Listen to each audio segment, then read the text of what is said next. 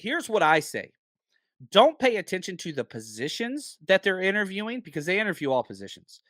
Pay attention to like, okay, here's what I'll say. Let me go to my list. If you look at edge players, okay, just throwing this out there.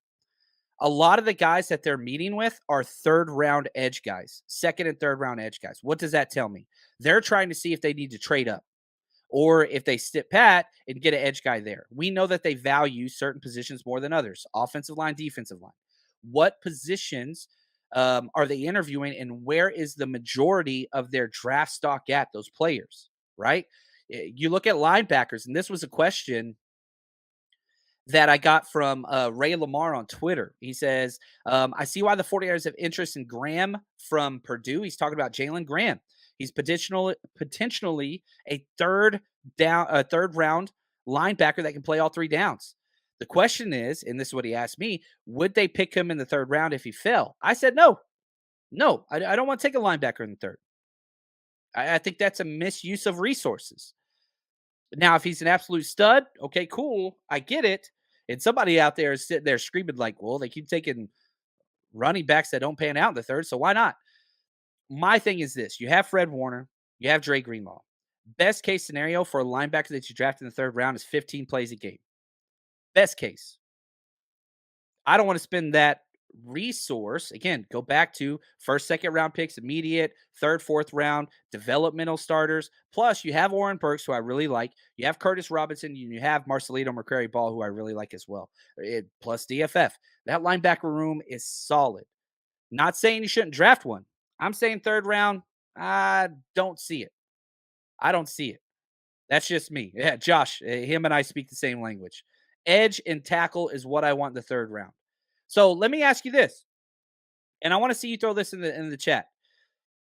I don't want to hear best player available, whatever, and that's okay if that's your opinion. You can say that.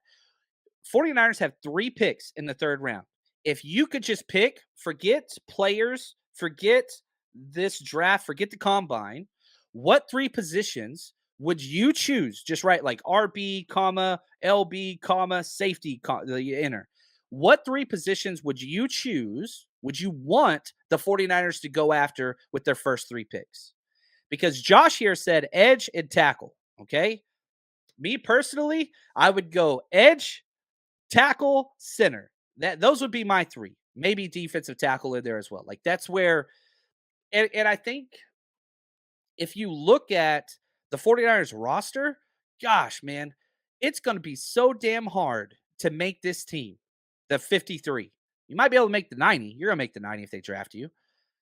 Good gosh. I mean, even at center, you got Jason Poe, you got Zakil. Do you bring back Brindle? Daniel Brunskill, does he come back? That's tough. Tackle, that's not easy either. Trent Williams, obviously. I'm assuming Mike McGlinchey walks. Well, guess what? Jalen Moore, Colton McKivitz, maybe kick out Spencer Burford, maybe bring back Daniel Brunskill. You're going to beat one of those guys out, but I still think that you need as many dart throws as possible at those positions.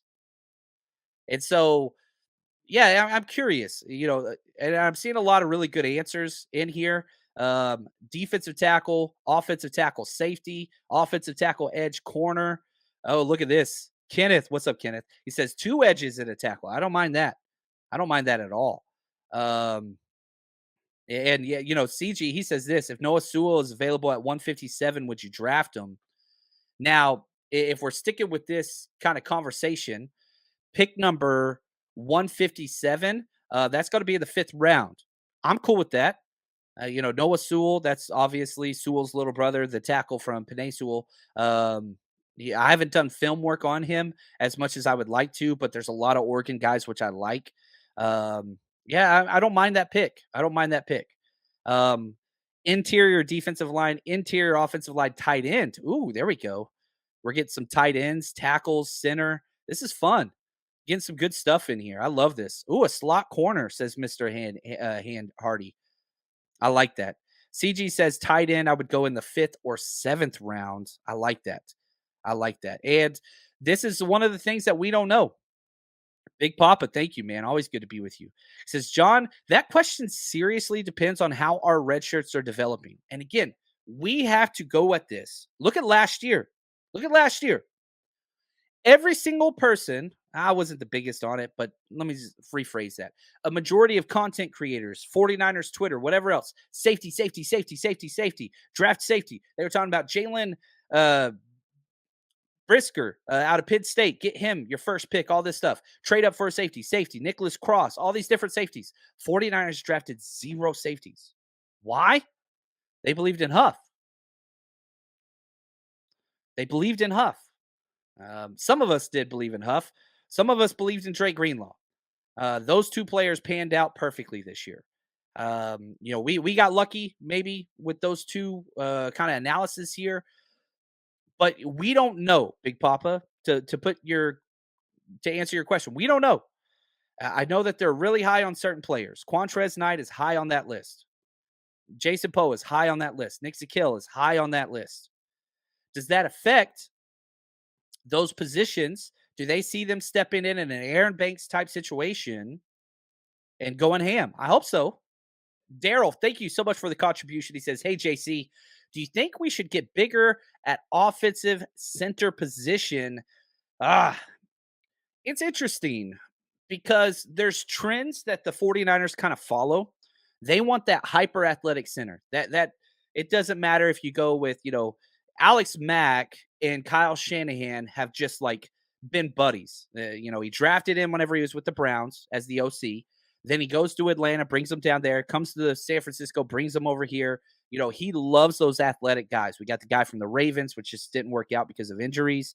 And then, even, with what we have now, Jake Brindle's one of the most athletic centers in the NFL. His problem's not athleticism, it's strength at the point of attack. He cannot sustain run blocks. He's great in pass pro. He cannot sustain run blocks, and he just gets manhandled. He always gets to the position correctly when we do our Patreon breakdowns, right? He can block perfect for 1 second. That's it. And so he gets right where he's supposed to be, and whether he's sealing off a nose or a shade or whatever. But then the guy just says, nope, picks him up, moves over, and goes and makes a play. And I think Jake Brindle's one of the biggest reasons why the 49ers run game was stagnant this year, or more stagnant than normal. It was Jake Brindle. So adding size there would be nice. You got to have the athleticism. Centers are hard, man. There's not a lot of good centers. And so, yeah, I would like more size, but I do not think that Kyle Shanahan is open to sacrificing athleticism at the center position. Guards, maybe. We saw it with Aaron Banks, and that's been a perfect fit. I don't think so as much at the center position. The 49ers Rush Podcast.